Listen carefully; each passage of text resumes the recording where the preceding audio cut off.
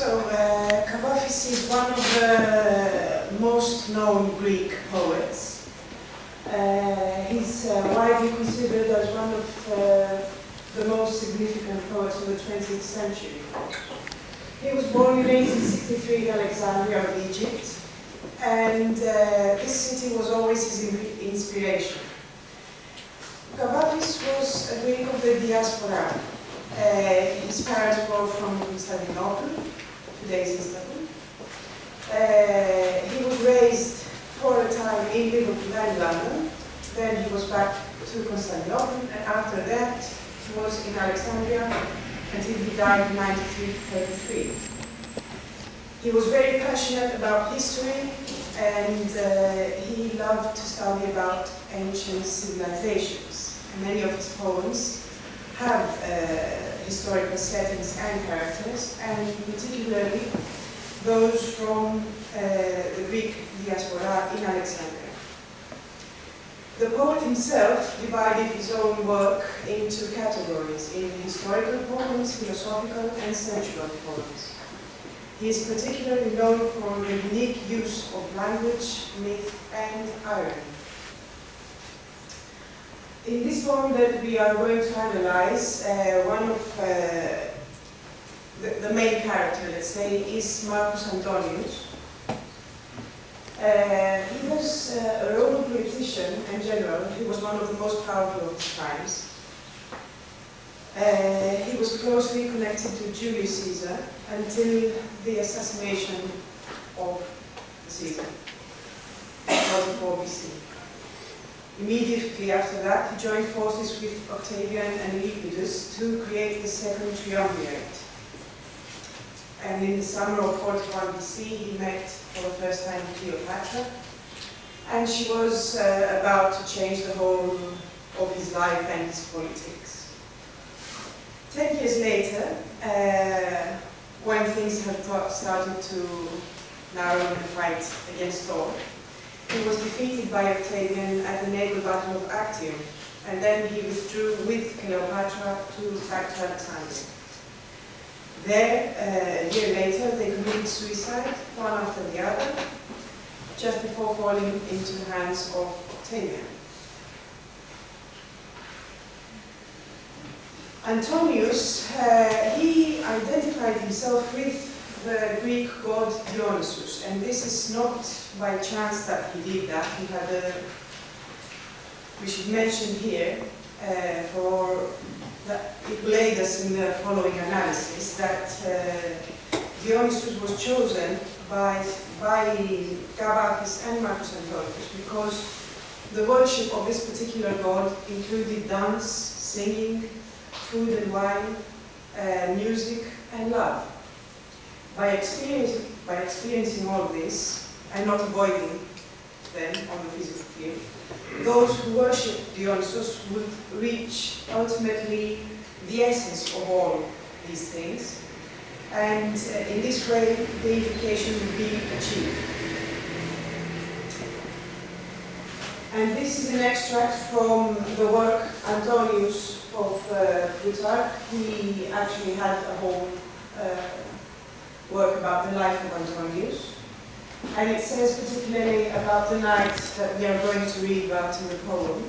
He said, "Furthermore, the self-same night, within a little of midnight, when all the city was quiet, full of fear and sorrow, thinking what would be the issue and end of this war, it is said that suddenly they heard a marvelous sweet harmony of sundry sorts of instruments of music, with the cry of a multitude of people as they had been dancing and had sung as they used in Dionysus' feasts, with movings and turnings after the manner of the satyrs.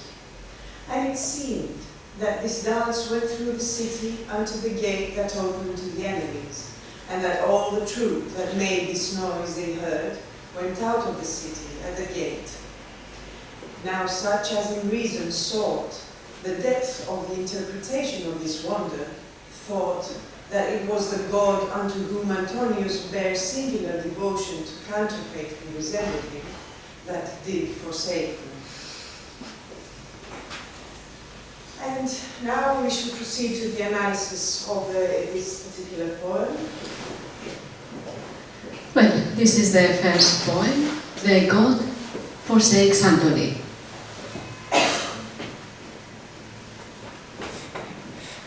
When suddenly at midnight you hear an invisible procession going by with exquisite music, voices, don't mourn your luck that's failing now, work gone wrong, your plans are proving deceptive, don't mourn them uselessly.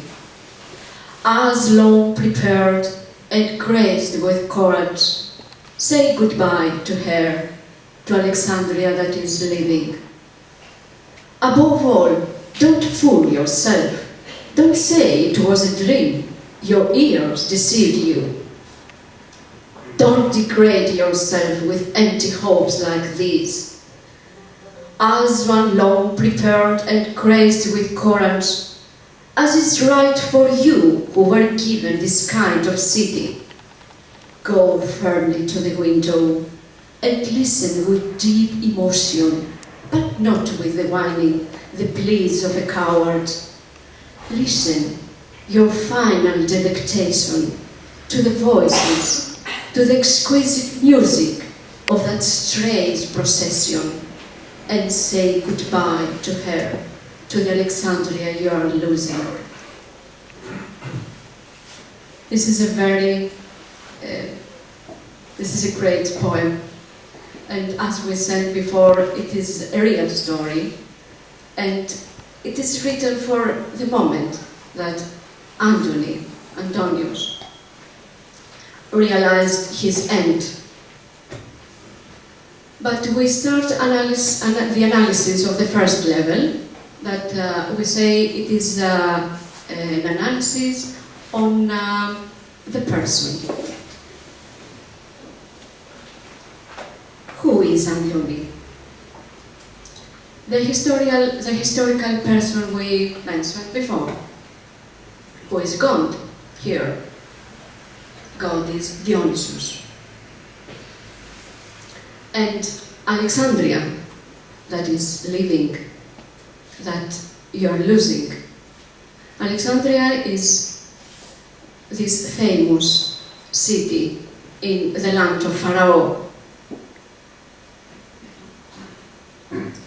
And what does the procession symbolize? This invisible procession. That God Dionysus is abandoning the city and Antony. Could it be a sacred ritual that is sounding? Yes, it is, because it is a procession of a god. And what do the words midnight and suddenly mean?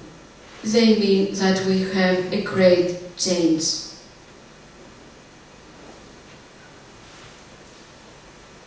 For knowing how the events will take place that night, Antony, who had lost everything, ended his own life.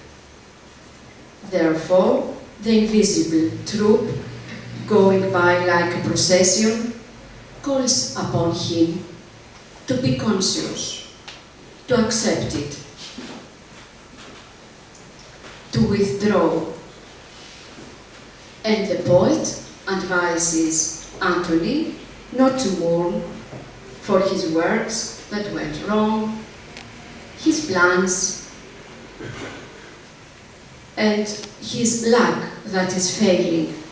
He should not mourn. It is useless. And the poet continues that he was for a long prepared for this moment. He must have courage and must not desire to keep Alexandria. He must let her go. Yes, he is for long prepared to have courage, being worthy of living in such a city, and to firmly approach the window and listen with deep emotion,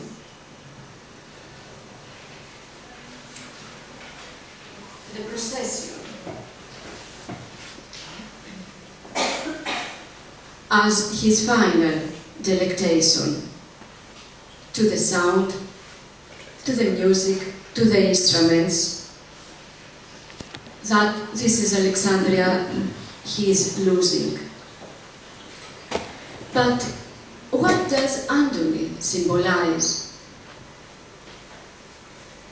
Is this the story only of Antony?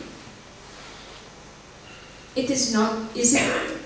It is the story of every person that realizes that he or she is losing something and is called to accept it.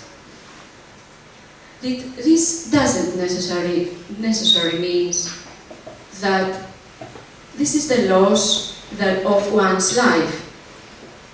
It can be a relationship, a loved one, a job,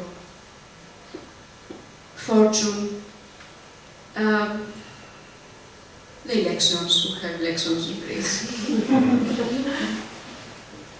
It can be anything. And the procession, what does it symbolize? It is the procession of Dionysos, and he is God. Whatever anybody believes about God. It is life itself. It calls upon the humans who are attached to all that they have and are afraid of losing them to accept the loss. To even accept the failure and to follow the procession that awakens or redeems them as it is passing to another city with music and sounds. And this moment is the moment when God, with his procession, closes a circle of life, with all what it includes. But at the same time, he urges the human being, through the poet, to have courage and accept the loss. And this is an essence that brings resolution, because the procession is heading for another city. Another circle opens. Every time, which is something one can enjoy if he does not hold on to what he is being lost. Now we go to the second level, that is the same story, the same poem we see from the view of humanity.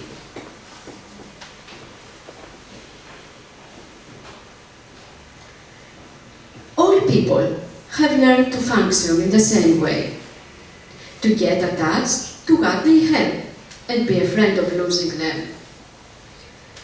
Because humans confine themselves. They have a very limited perspective of who they are, and they think that they are the body, the emotions, the ideas, and whatever they have conquered in life. Thus, when they use something, they fall into sorrow, disappointment, and void. They think they have lost a part of themselves. And here the poet comes to remind them that in reality, they are not only what they think, they are beyond that. They are infinite. They have boundless potentials, and they can be well, whether they have something or not. And this is their true nature. This is the voice of the procession, the boundless potential that exists within every human being, telling him or her that there are no impasses. But if one follows this potential, one can go to the next city, to next plans, to next situations, next things in life. And every human being can accomplish this because every person is really not prepared for this. What he needs to be done is to consciously say goodbye to what is being lost, so as to move forward, liberated, with a broadened self and conscience. And now we analyze the same poem with level C. That is the aspect of the whole universe. All that we can read in this poem, we can say in the end that it is a game, a story repeated again and again in life. Because life itself is exactly that, the constant alternation of phases, things, situations, ideas. It is like Dionysos and his procession that travel dancing and singing from one city to another. We could say that this is what life is made from. It is the way that things work, and as Heraclitus said, everything flows, nothing remains. The poet perceives the circles of life, and within them, the life of people. Things change all the time, and this happens only for us to see the essence in everything, and ultimately the essence in our own self. Life is immortal, unique, essential, and humans in reality cannot lose or gain anything, as they are both the visible and the invisible entity. And entity is the eternal impresario.